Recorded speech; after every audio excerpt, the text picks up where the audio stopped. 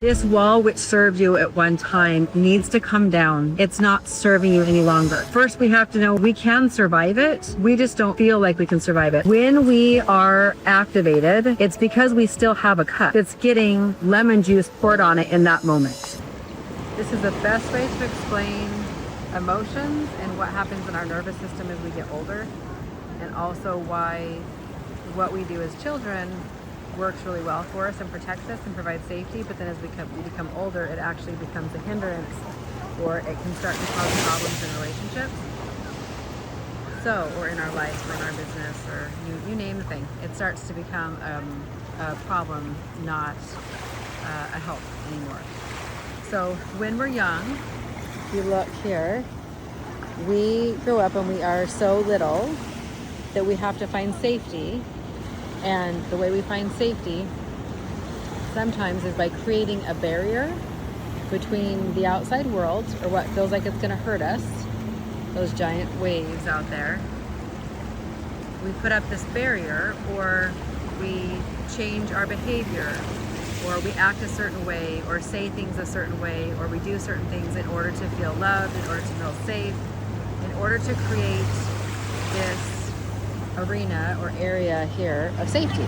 Okay, and this is where we feel safe, where we feel loved, how we learn to behave in order to stay in this area here, in this safety space.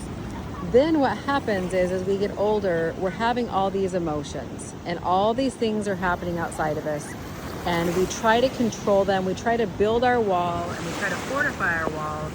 So this wall becomes bigger and stronger, and every single one of these rocks right here, it represents a different experience that we have. It just continues to reinforce the way that we see life, the way that we think we need to behave, the way that we need to act in order to stay safe, be loved. It's the way that we learn to receive attention. It's the way that we learn how to receive love and create safety within our life. And so we start to build up this wall, not knowing that that's what we're doing. And then we reinforce it and reinforce it and reinforce it. So we have more and more boulders, right, that we are building in this wall that is creating this container of safety. And so what happens is we have emotions, we have ways that we feel, we have things that are happening in our lives. And as we get older and older, those waves, those things feel super scary. They are the things outside of this wall, and we can't control them, we can't contain them.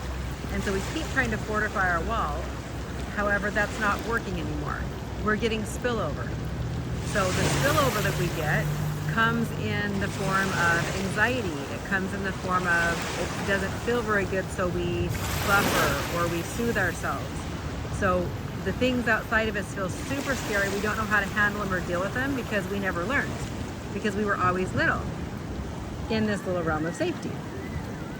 And so as the big waves start to come, what's happening is we get older and older, and they start to crash over our barrier. We start to feel them a little bit, and that's what we call, like, what we have a feeling, right? And that feeling starts to spill over into us. It doesn't feel good, but it tends to go away, or we can end up doing other things to help us feel better, to soothe. We eat, we shop, we, pornography, we drink, we avoid, we people please.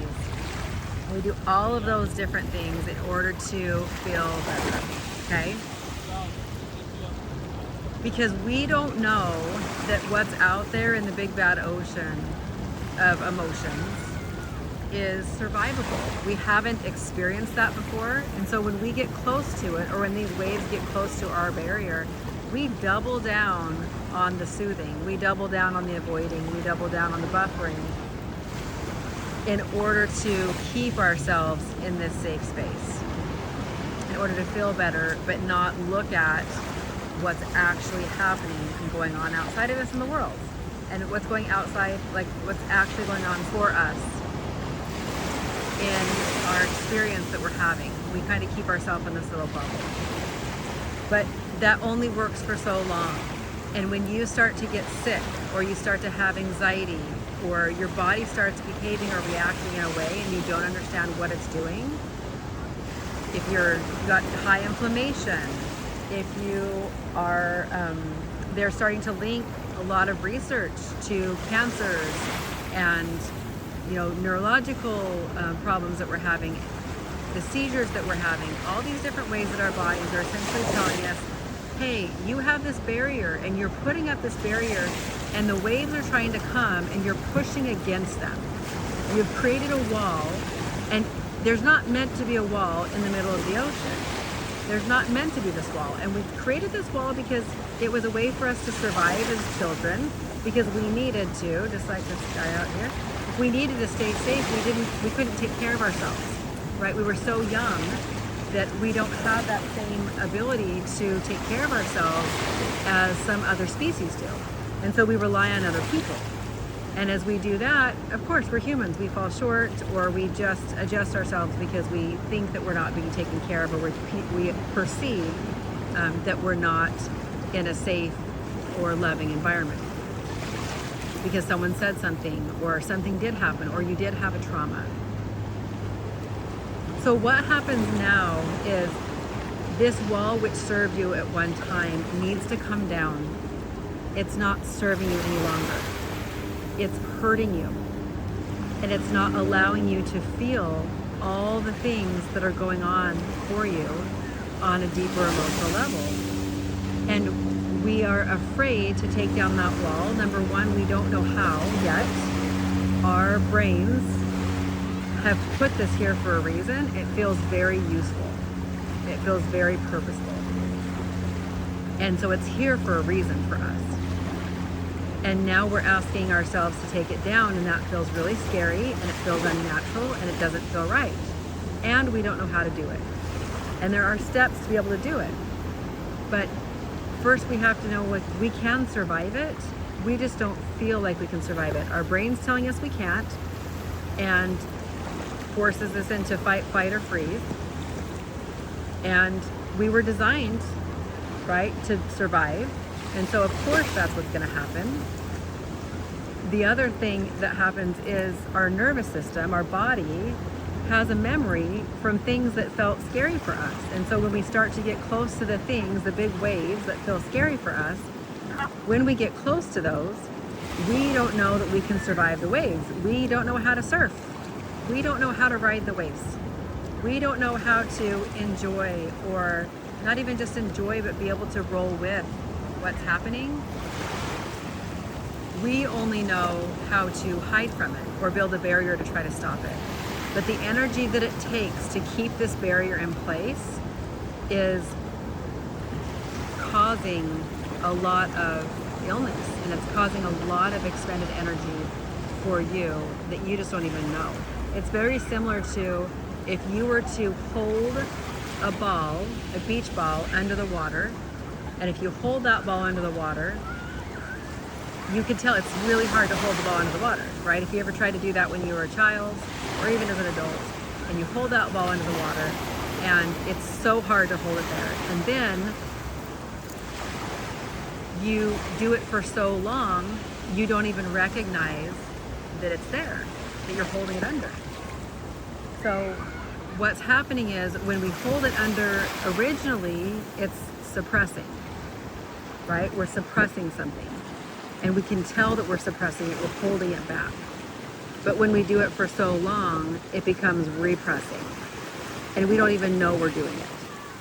And so we have a lot of emotions, we have a lot of ways that we feel, things that we've experienced that feel really scary, but we are repressing them. We are putting up this wall, and we are holding them out because we didn't know as a child we could survive them. As you become older and are able to be more aware and more developed, you can start to learn that those are things that you were holding down or hiding that you didn't need to, that you can survive them. So there's this spot here. This is the best teaching space I've ever encountered in my life. So we have the pool of safety. Then we have this little access point, and that allows us to get out into the ocean of emotions. It allows us to get out into what's actually happening. That access point is an invitation, and it's an invitation in the form of a trigger. And when we get triggered, or when we get activated is another way to say it, when you're activated, that is an access point for you. And instead of being reactive, we can start to slow the response between the activation and response, and you start to get curious. You start to wonder, instead of reacting, we start to wonder, I wonder why that hurt. I wonder why I'm reacting to this. I wonder why this even matters to me. I wonder what this is meaning for me. I wonder what this is bringing up for me. I wonder how I actually am feeling. And instead of buffering, instead of putting up more parts to the wall to keep it out, or instead of just soothing the way that you feel by moving on or doing something different that feels better, we start to look at, I wonder what's actually going on for me. What is this telling me? So whether it's our body that's telling us something, whether it's a trigger or an activation that happened in a situation with another human being, it could be situational. You go somewhere and you get activated. So your body has a memory of places you've been that feel unsafe, and you can get reactivated. Now, if you think of this in the form of, if I had a cut on my arm and I pour lemon juice on that, it hurts really bad, right? But if I had no cut on my arm and I poured lemon juice on my arm, it wouldn't hurt at all. When we are activated, it's because we still have a cut. We still have a wound. We still have something that hurts that's inside of us that's getting lemon juice poured on it in that moment. That is, at that moment, an opportunity to calm your nervous system, to find a way to get your brain back online. So you do that by calming your nervous system, by grounding, by taking a hot shower. There's a list of options and ideas that can work, and you find what works for you. But as you do that, you can be able to ground your body, which helps your brain come back online. And then you can, at that point, start to get curious about what's actually going on for you and why that activated you. So when you get mad at someone, it's not about the someone, it's about something that they did that is not feeling comfortable for you, and so therefore you have a response to it. It's a wound, it's a cut, you're pouring lemon juice on it. Someone is pouring lemon juice on something inside of you. The real true, as you move through the process and you come out the other side of that, what happens is you could be in the same situation you've been in before and not have a response at all, not have a reaction at all, which means you're not activated, which means that wound has healed. You've looked at it, you've addressed it, you've allowed it, you've felt it, you've understood it. Sometimes we just need to understand ourselves, and instead of telling ourselves that we're wrong. Sometimes we resist telling ourselves it's okay to feel a certain way because we were never given space to feel the way that we felt. And so we didn't know how. That's possible as well. There's so many different options. So I would invite you to join me in the Journey to Joy Network. And in the Journey to Joy Network, we explore every single one of these stages.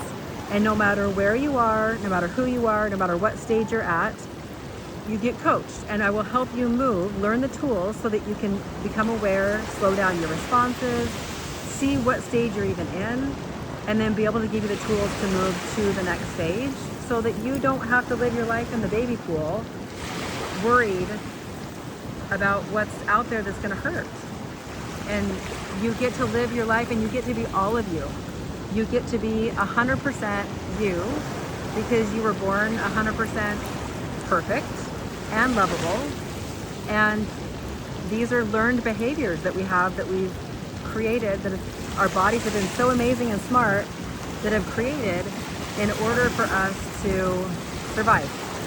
They're survival techniques. And we're really blessed that our bodies are so smart and our brains are so smart that we have these survival techniques. And it's time to take down the wall, and it's time to get out and ride the waves and know that it's fun and it's not going to hurt.